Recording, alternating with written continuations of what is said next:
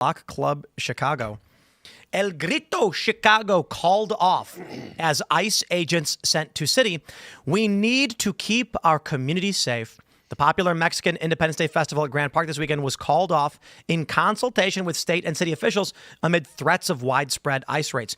Could you just imagine all of these, Mexicans and illegal immigrants gathering in Grant Park to celebrate Mexican independence, and then just like 300 ICE agents surround the park and just arrest everybody and just get all the illegal immigrants and deport them? They actually fear that was what was going to happen.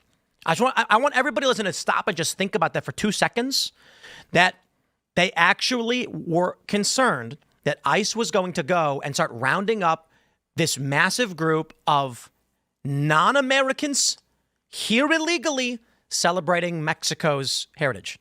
Yeah. Well, when Trump said we're going in, what do you think it was going to look like? Vibes, essays? We're going in. No more Independence Day. Sobiek said earlier on the stage at NatCon today, he said, it's fine if you want to wave a foreign flag, you can do that on the flight home. We have this exact problem in the UK where basically the British Empire is folded back on us. Not only are the administration bodies of the empire, like the civil service and the home office, inhabited by the sons and daughters of said empire, and they're taking out their ethnic and historical grievances on the native population. But like ethnic colonies like Birmingham, one of our major cities, it looks like New Delhi, it's entirely swamped by the subcontinent, back to back lights up its library in the colors of India and Pakistan's flag to celebrate their Independence Day. It's like, oh, wonderful, you're so independent from the empire that you're here.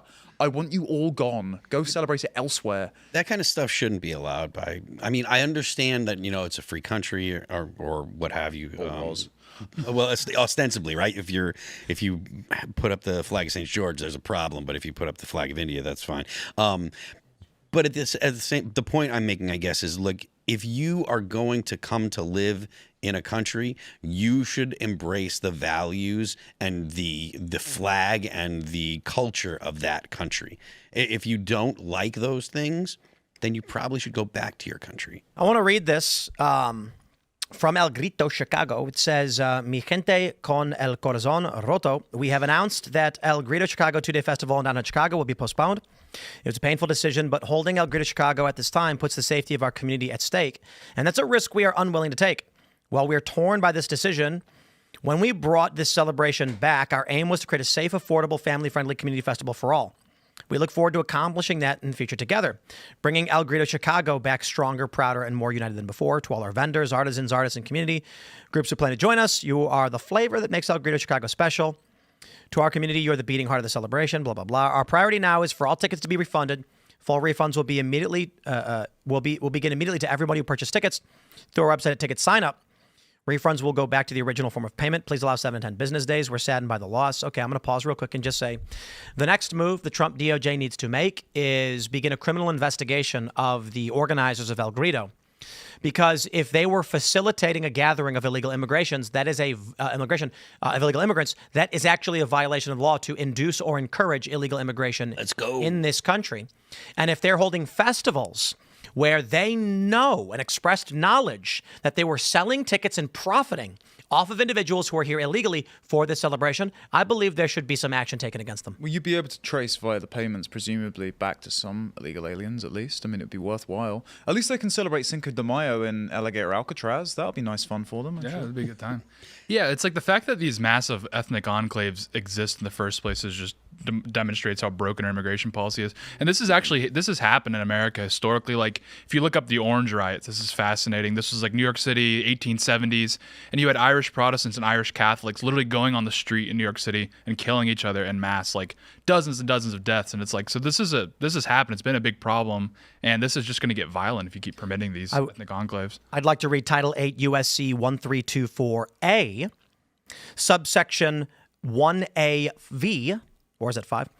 I believe it's V. Expressly makes it an offense to engage in a conspiracy to commit or aid or abet the commission of foregoing offenses. However, there's also, so it is 5. It's also subsection A1A4 makes it an offense for any person who encourages or induces an alien to come to, enter, or reside in the U.S., knowing or in reckless disregard of the fact that such coming to, entry, or residence is or will be in violation of the law.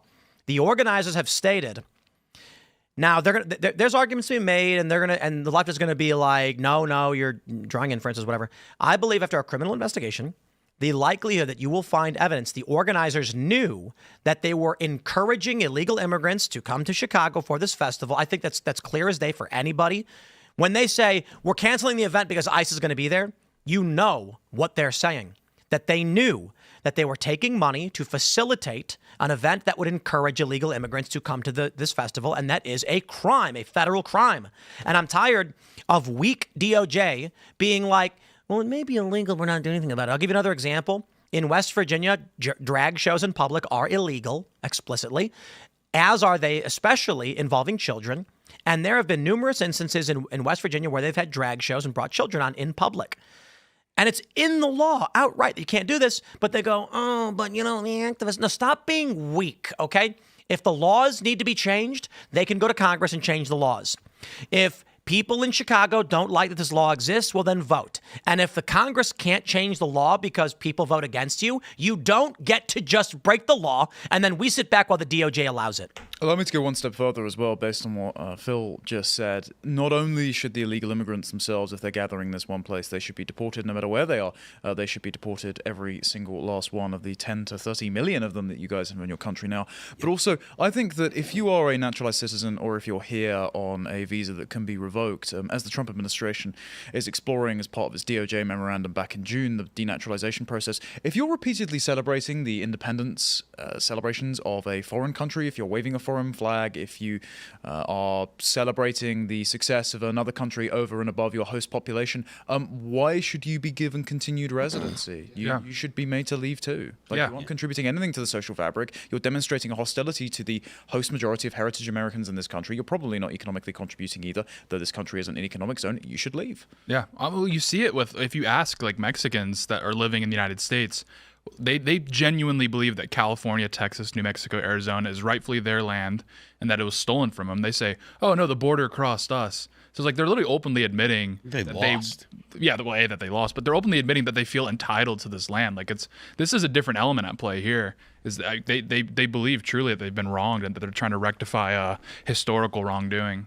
Yeah, I mean, look, throughout all of history, if you lose a war, you're going to actually have consequences, right? The idea that, these wars that have happened in fairly recent history in the past couple hundred years, their consequences don't apply to me. Right. And this land that we're on, it's actually, I'm entitled to it, which you're not even personally entitled to it. It's just you're like, oh, this is a blood and soil argument. Right. And that's a ridiculous argument, especially in the United States. Well, it shows assimilation's broke down because they're saying, no, I'm American. It's like, okay, then you press a little bit on this and say, well, it used to be our land. This is rightfully our land. And it's like, okay, so below the American identity, there's this strong Mexican identity.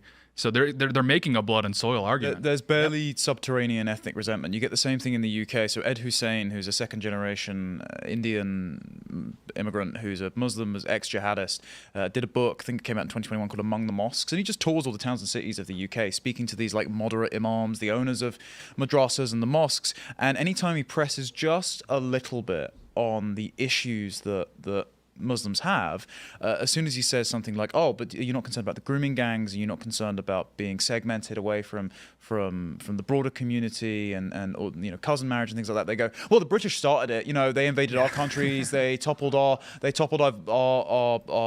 tribal leaders, they inflicted horrible things on us, like not letting us stone rape victims, and we just had to import ourselves back to your country and practice cousin marriage and steal all your welfare. It's actually your guys' fault. So. Yeah, they press and then they admit that their presence is a form of punishment because they're saying they're getting revenge. Yeah, diversity is our strength until it's not. Yeah. We are getting to the point where we're seeing a lot of these individuals just say, we're conquering you, you've lost. Yeah. Like the confidence is becoming such that there have been videos where they're just like, what are you going to do about it? Los Angeles, like 4 months ago. I mean, that's Exhibit A. Or in the UK, whenever these protests have been happening outside asylum hotels, like the men who are just laughing with glee and filming them on their iPhones that my tax money has paid for. Frankly, if you had arrived and broken into someone's country and then the government of that country had given you a 4-star hotel, spending money, and then marshaled the police to protect your reputation as an invader against the negative opinions of parents that are afraid that you're housing their children's school, you would think you're a conquering army, wouldn't you? Mm-hmm. That's why they behave like it. Yeah, absolutely. And and it's not hidden anymore.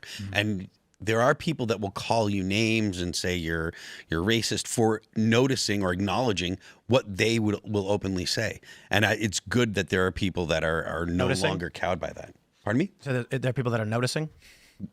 Yeah, there are people that are realizing, noticing, whatever you want to call.